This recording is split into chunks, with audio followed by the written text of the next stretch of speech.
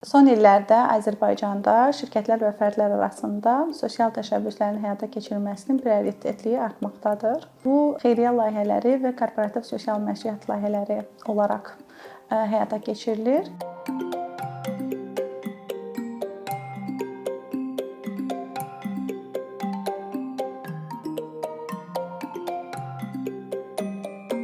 Sosial təşəbbüsün bir forması olan xeyriyyə layihələrinin həyata keçirilməsi şirkətlər arasında daha çox üstünlük verilir.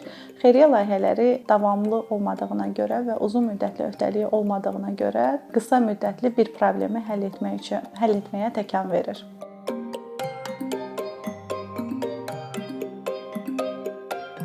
Hər hansı bir şirkət sosial layihə həyata keçirərkən həmin sosial layihə şirkətin brend məhsulu deyil. Şirkət sosial layihələrdən, ümumiyyətlə korporativ sosial məsuliyyət layihələrindən brendi tanıtmaq üçün deyil, cəmiyyəti buna təşviq etmək, cəmiyyətdəki problemləri həll etmək və həmin problemlərə diqqət çəkmək məqsədi ilə etməlidir.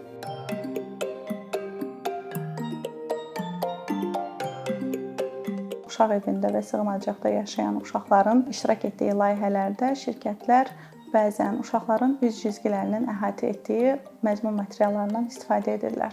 Bu foto materialların paylaşılması uşaqların məxfilik prinsipini pozmağa yol açır, həmçinin onların şirkət üzərindən istismarına yol açır.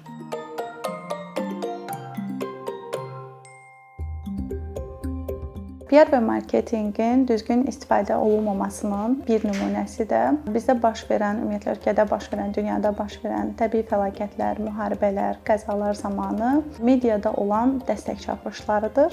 Biz mediada şirkətlər tərəfindən görürük, burada loqoların yarışması və həmçinin mediaya daxil olan vizual materialların kontenti necə yaradıcı əks etdirmə ölçüsünün yarışını görürük.